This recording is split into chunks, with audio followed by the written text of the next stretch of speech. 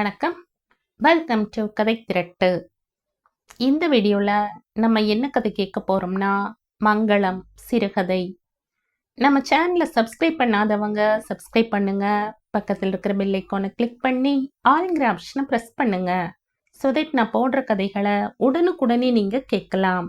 வாங்க கதைக்குள்ளே போகலாம். ஏண்டி மங்களம், எல்லாம் தயாரா? சாம்பு கனத்த குரலில் சொன்னபோது அந்த மேடிட்ட வயிறு ஒரு முறை ஏறி இறங்கியது. மைசூர் பாகை கிளறி தட்டில் கொட்டியவள் அதை சமப்படுத்தியவாறு, எல்லாம் ரெடிதான். பதில் கொஞ்சம் அழுத்தமாகவே வந்தது. வயசான காலத்தில் இப்படி ஒண்டியாகவே எல்லாம் செய்யும்படியாகிவிட்டதே என்ற சலிப்பு குரலில் பொங்கிய வியர்வையை புடவை தலைப்பால் துடைத்தபடி, ஏய் பூமா, ராகு காலத்துக்குள்ள வாசல்ல பளிச்சுன்னு கோலத்தை போட மாட்டியோ? வயசாச்சு 20க்கு மேல, அலங்காரம் பண்ணிக்க உக்காந்துட்டியா? சரிப்போ, நானே போடுறேன். மைசூர் பாகு தட்டை சுவாமி முன்னால் கொண்டு வந்து வைத்து நைவேத்தியம் பண்ணியவள் ஓரமா சதுரமா இல்லாமல் இருந்த ஒன்றை எடுத்து விண்டு வாயில் போட்டுக்கொண்டாள். பாகாக கரைந்து மணத்தது. மனசிலே லேசாக திருப்தி. ஏன்னா ஸ்வீட் எடுத்துக்கிறீளா? ஒன்னா வந்திருக்கு. பொடி முண்டம், இப்ப ஸ்வீட்டா முக்கியம்? நன்னா வந்தா சரி. உனக்கு நாளைக்கு ஒரு சர்டிபிகேட் தரேன். அவள்லாம் வந்தா அவளோட கம்பெனி கீப் அப் பண்ண வேண்டாம். கரகரத்த குரலில் கூறி முடித்தார் சாம்பு. அம்மா, இந்த மெரூன் கலர்ல மஸ்டர்ட் பார்டர் பட்டுப்புடவை கட்டிக்கிட்டா இல்ல பச்சையில பிங்க் பார்டர் போட்டதை கட்டிக்கிட்டா? மெரூன் கலர் புடவையே கட்டிக்கோ, பளிச்சுன்னு இருக்கும்.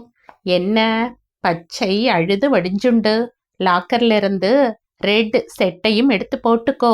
ஒரு குந்துமணி தங்கம் இல்லாம உருவி விட்டாப்புல நிக்கிறதுகள் இந்த காலத்துல. அது என்ன ஃபேஷனோ? அதுகளையும் வீணா சொல்லக்கூடாது.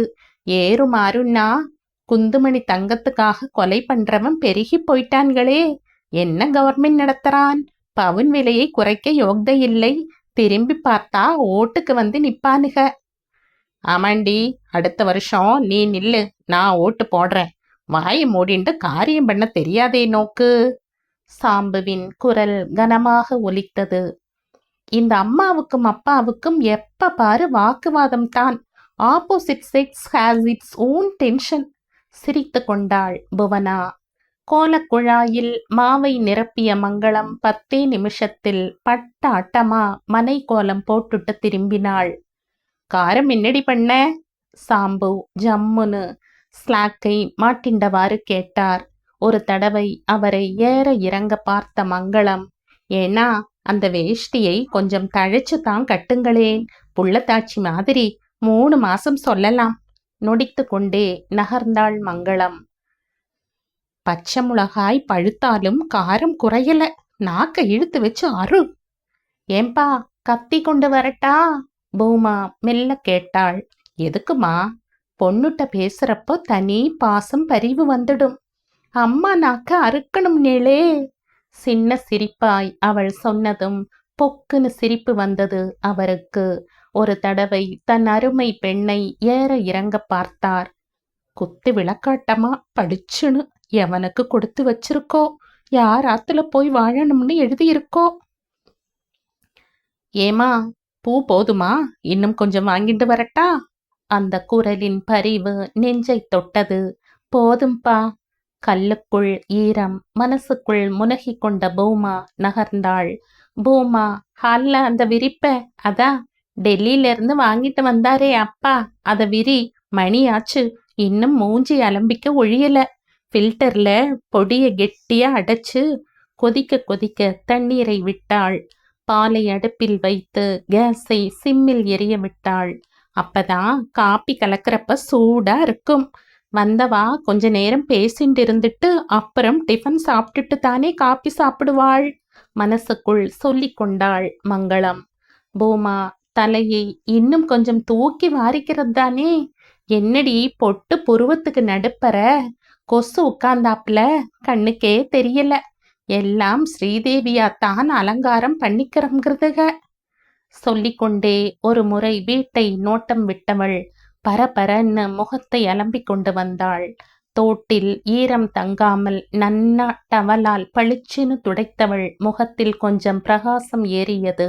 தலையை முறுக்கி கொண்டை போட்டுண்டவள் பளிச்சுன்னு குங்குமத்தை வட்டமாக வச்சுக்கவும் வாசல்ல கார் வரவும் சரியாக இருந்தது. மணியை ஒரு தடவை பார்த்தாள். 4:20 தான். 4:30 to 6 ராகு காலம். மனசுக்குள் சரிபார்த்து கொண்டாள். வாங்கோ வாங்கோ, சாம்பு பலமாக அவர்களை உபசரித்தார். உட்காருகோ. சோஃபாவில் அவர்களை சௌகரியமாக உட்கார செய்தவர், மங்களம் இப்படி வா, இவள் என் சகதர்மினி. மெல்ல அறிமுகத்தை முடித்து வைத்தார். கை குவித்தாள் மங்களம். காரில் வந்தவரின் சம்சாரம் மூக்கு கண்ணாடி போட்டுண்டு கனமாகத்தான் இருந்தாள். கொஞ்ச நேரம் சம்பந்தம் இல்லாத பேச்சுகள். சம்பந்தம் இல்லாத பேச்சில்தான் அதிக சாரம் போலும். பிறகு டிஃபன் காஃபி ஓவர். பூமா இப்படி வாயேம்மா. ஏன் ஒரே பெண் பூமா, பெருமையுடன் சொன்னார் சாம்பு. மெல்ல கை குவித்து நாகரிகமாக நமஸ்கரித்தாள் பூமா. பூமா இவாளை உள்ள அழிச்சுண்டு போயேன். வாங்கோ மாமி. பூமா அவர்களை அழிச்சுண்டு உள்ளே திரும்பினாள். தரையில் ரங்கோலியின் வண்ணங்களில் குருவாயூரப்பன் சிரித்து கொண்டிருந்தான். சின்ன பொடி விளக்குகள் சரம் சரமாக தொங்கிக் கொண்டிருந்தன. பூரண கலசம் மேல் படியில் கொலுவிருக்க வரிசையாக இருந்த 9 படிகளிலும் இருந்த எல்லா பொம்மைகளும் கடைசி படியில் கனமாக உட்கார்ந்து கடை விரித்திருந்த செட்டியாரும் அந்த நவராத்திரி நாளில் எல்லாம் எனக்காக என்று பெருமிதத்துடன் கொலுவீற்றிருந்தன. எல்லாம் எனக்கா என்று சிரித்து கொண்டிருந்தன. மாமி உங்க ஆத்து கொலு ரொம்ப பிரமாதம். இத்தனை அழகா ரங்கோலி போட்ட உங்க பெண்ணுக்கு திருஷ்டி சுத்தி போடுங்கோ. கண்ணாடி கம்பீரமாக பாராட்டுதல்களை அள்ளி வீசியது.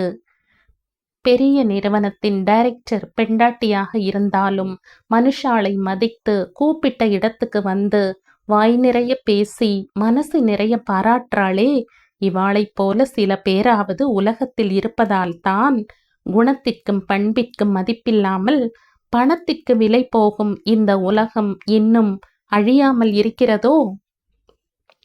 மங்களம் மனசுக்குள் சொல்லி வந்தவாளை வாழ்த்தி கொண்டிருந்த போது பார்த்து பார்த்து விழுந்து விழுந்து பண்ணிய உபசரிப்பில் டைரக்டரும் அவர் சம்சாரமும் கரைந்து போக, இந்த வருடம் இன்க்ரிமெண்ட்டும் ப்ரமோஷனும் கட்டாயம் கணிசமா இருக்கும்.